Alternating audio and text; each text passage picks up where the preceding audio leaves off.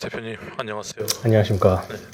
저희가 이제 한 이틀 뒤면 이제 연휴가 시작되잖아요. 그죠. 네. 혹시 계획 있으세요? 특별히 계획은 없는데 그냥 뭐 쉬어야죠. 전 보통 쉽니다. 집에서 쉬십니까? 아니면 좀 나가서 쉬십니까? 집에서. 체질 자체가 되게 집돌이 스타일이라서 일이 아니면 잘 나가지 않습니다. 오늘의 주제를 이제 시작해보겠습니다. 대표이시기 이전에 자영업자잖아요. 그죠. 네. 저희가 이제 6일 대체 유무가 이제 픽스가 났는데 대체 유무 자체에 대해서는 어떻게 생각하세요? 대체 휴무 자체 저는 뭐 긍정적이지도 부정적이지도 않은 입장이긴 해요. 대체 휴무는 뭐 근데 그건 있죠. 자영업자나 뭔가 대표들보다는 직원의 입장에서 조금 더 메리트 있는 정책이다 라고 생각은 하는데, 그렇다고 뭐 사실 대표 입장에서 반기지 않을 이유도 없죠. 그러니까 그거는 뭐 사바사인 것 같고, 그러니까 케이스 바이 케이스인 것 같아서. 대체 유무라는 정책은 뭐 다른 나라에서들도 많이 하고 있는 정책이기 때문에 별 생각 없습니다. 저도 그렇지만 이제 대체 유무에 끼어서 해외여행을 자주 가잖아요. 네, 그죠. 저만 해도 옷을 되게 좋아하는데 해외여행에 돈 다 써서 옷 살 돈이 없거든요. 그럼 저희한테는 좀 타격점이 아닌가? 라는 생각을 해요. 그러니까 그게 대체 유무 때문이다. 약간 이렇게보다는 어쨌든 연휴에는 이제는 뭔가 쇼핑보다는 소비보다는 그러니까 여행 쪽으로 많이 풀려고 하는 추세인 것 같은데, 특히나 뭔가 경기가 어려우면 어려울수록 그렇게 되는 것 같은데 그런 것 같아요. 우리한테 직접적인 타격인 것보다는, 그러니까 이게 대체 휴무 이번에 2일이 약간 징검다리라서 2일에 대한 논의가 나왔는데, 그렇게 됐을 때 연휴가 6일까지 6일 동안 지속이 되는 거였는데, 그 선택을 하는 데 있어서, 그 발의하는 데 있어서 국회에 있는 분들이 경제 살리기 위한 명목으로 그걸 이제 말씀을 하시잖아요. 저는 그게 좀 아쉬운 거죠. 진짜 저는 뭔가 이 정책이나 뭔가 그런 거에 대해서 조금 워딩을 되게 조심을 해야 되긴 하지만, 그게 누구를 위한 그 선택이냐에 포커싱을 맞춰야 된다고 생각하거든요. 저도 이제 내수 시장을 활성화해야 된다는 걸 기반으로 만든 어떤 정책이라고 하면 거기에 맞는 어떤 복지들이 같이 따라와야 된다고 생각은 그쵸. 하거든요. 제가 지금 하노이 가는 입장에서 이렇게 말하는 게 되게 억울스럽긴 한데요. 아이러니한 상황입니다. 그죠. 그러니까 그게 뭔가 단순히 이거 빨간 날로 지정한다고 국내 여행을 하겠다라는 생각 자체가 소위 말하는 사실 저라도 해외를 갈 것 같아요. 어떤 것 같아요, 재우 씨는? 마찬가지인 것 같아요. 굳이 국내가 아니어도 해외에서 충분히 즐길 수 있고. 그러면 만약에 이 일이 휴무일이 됐을 때 그 6일 연휴를 가져가는 그거에 대해서는요? 저는 근로자의 입장이어서 그래서 저는 찬성입니다만, 저 같은 경우는 뭐 여유롭게 좀 더 쉴 수 있다라는 그런 게 있다 보니까 오히려 됐으면 좋겠다라는 생각이 들었지만, 또 막상 시장이 좀 그렇더라고요. 저는 좀 반반이긴 하거든요. 저는 이제 가정이 있으니까 집사람 눈치도 좀 보이고, 그러니까 쉴 때 같이 쉬어야 되는 거 반. 그러니까 저희는 깨놓고 말해서 장사를 해야 되거든요. 매출을 일으켜야 되는 업종이고요. 일단 노동자 입장이긴 하지만 매출이 곧 나의 연봉이다라는 어떤 생각을 갖고 일을 하긴 합니다. 그런 관점에서 봤을 때는 마냥 반갑지는 않은 어떤 그런 대체 공휴일이긴 하죠. 만약에 이 일이 됐다면. 그로 인해서 이제 저희가 저 소비 촉진을 위해 저 5월 1일부터 노동절 이벤트를 그죠. 이제 계획도 하기도 하잖아요. 그러니까 이게 어쨌든 노동절이라는 게 사실 취지는 그래요. 뭔가 표면상으로는 우리가 워크웨어에 대한 일정 부분 할인을 하지만, 뭔가 그 노동에 대한 가치를 조금 더 드러내고 싶었던 거거든요.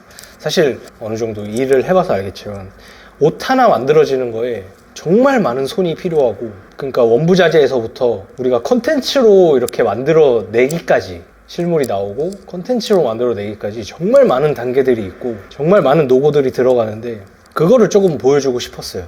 그런 가치들을. 근데 모르겠어요. 그거를 우리가 할 수 있는 게 할인밖에 없으니까, 가격적인 메리트밖에 없으니까. 그래도 우리 옷을 조금 더 합리적인 가격대로 만나보면 어떻게든 우리는 간접적으로라도 이렇게 전달을 해드리는 거니까, 그래서 사실 하는 거예요. 뭐 단순히 매출 증대를 위해서 하는 것보다는 뭔가 옷 한 벌의 가치를 조금 더 전달을 하고 싶어서. 우리가 너무 오프 더 레코드긴 하지만 매출적으로는 그래도 소폭 성장을 하고 있긴 하잖아요. 그렇죠. 잘 되지 않을까요? 그러니까 이번에도 목표 매출 넘었더라고요. 네, 넘었습니다. 노동절이라는 날이 이제 노동자들의 휴식권, 인권, 노동권이겠죠. 그죠. 를 보장하자라는 취지의 날로 이제 지정이 된 건데 요즘 시대는 이러한 개념들이 워라밸이라는 한 단어로 이제 정리가 되는 것 같아요. 그럴 수 있죠. 저기 궁금한 게 대표님께서 생각하시는 워크와 이제 라이프의 밸런스는 어떤 밸런스가 적당하다고 보시는지. 이것도 좀 약간 워딩을 좀 조심해야 되는 부분이긴 한데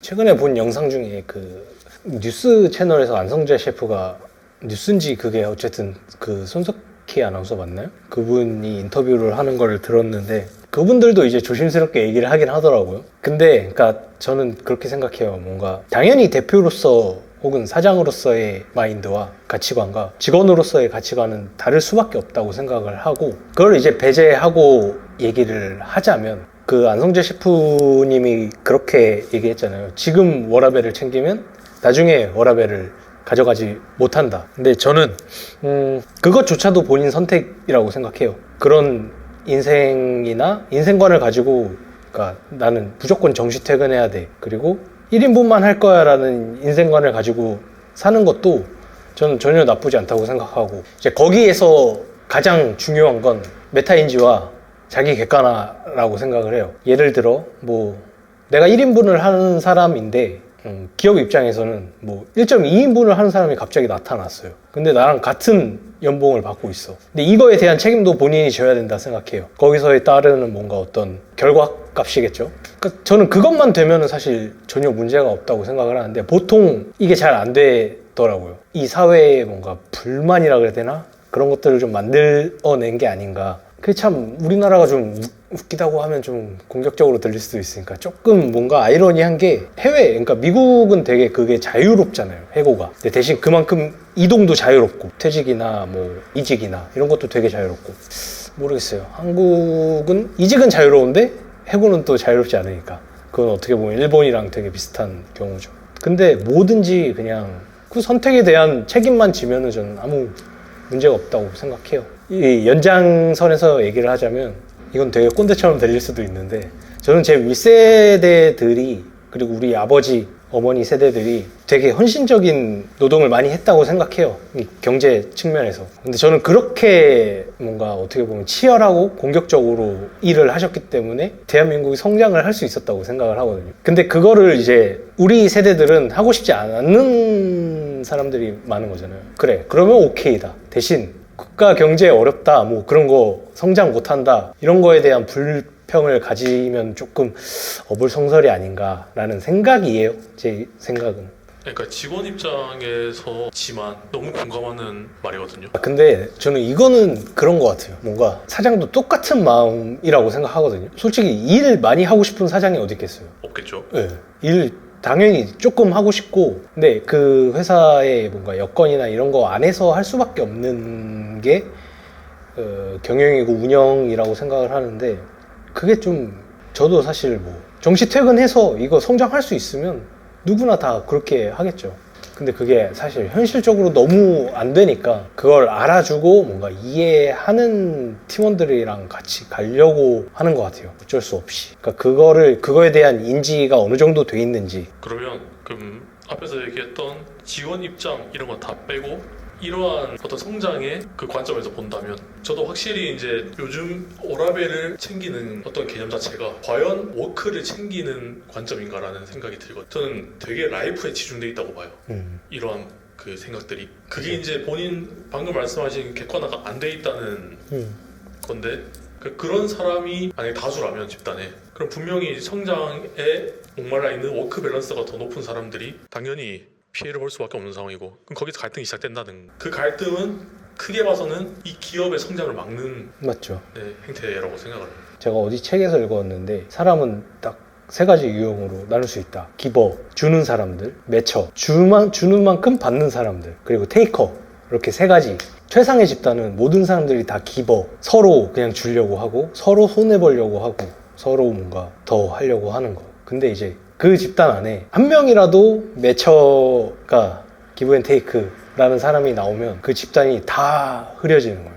테이커는 뭐 사실 말할 필요도 없고. 근데 그게 이 회사라는, 그리고 회사 분위기라는 측면에서 보면 기버들이 뭔가 열심히 하고 이러는 것들이 매처들의 입장에서는 강요하는 것처럼 느껴질 수가 있어요. 이런 환경들을 뭐 하다못해 야근을 하는 환경이라든지 그런 것들이 결국은 결이 맞아야 된다고 생각을 하거든요. 이게 워크앤라이프를 바라보는 관점조차도 맞아야 사실 같이 갈 수 있는 환경인 거고. 근데 우리 집단이 커져서 정말 많은 직원들을 20명, 30명이 되는 직원들을 갖게 된다면 그런 사람들도 좀 필요하다고 배웠고 알고 있어요. 그게 전혀 나쁜 건 아닌데 우리 지금 규모에서 이 운영을 하는 데서는 성장을 저해하니까 우리는 지금 계속 성장을 하고 앞으로 가야 될 길이 너무나 많은데 1인분만 하는 사람들은 저는 솔직히 그 1인분도 누구의 기준인지 잘 모르겠어요. 떡볶이가 아니니까요.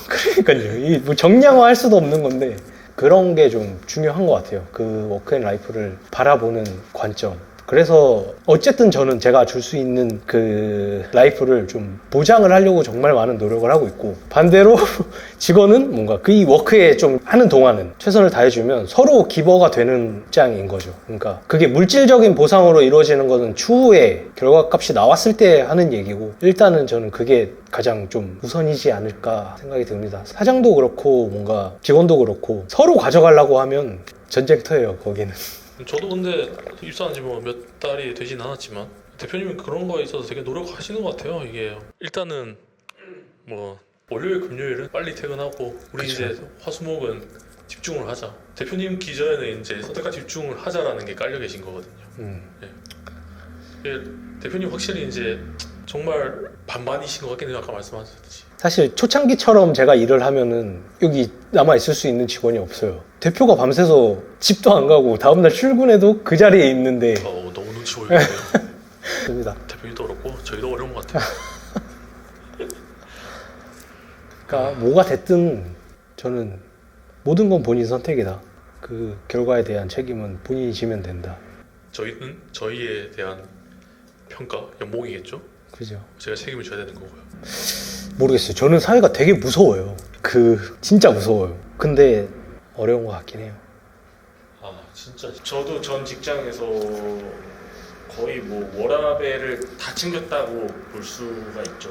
네, 갑작스런 이런 이직으로 인해서 워크에 더 집중된 네, 라이프를 인생을 살고 네, 있잖아요. 네. 네. 이제 한편으로는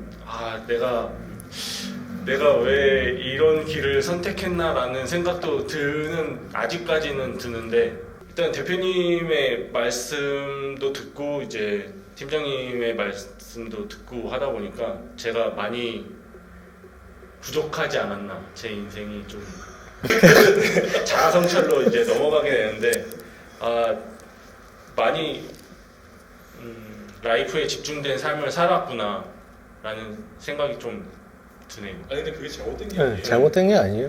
이상 꼰대 같은 얘기였습니다. 네, 대표님 연설 잘 들었고요. 네.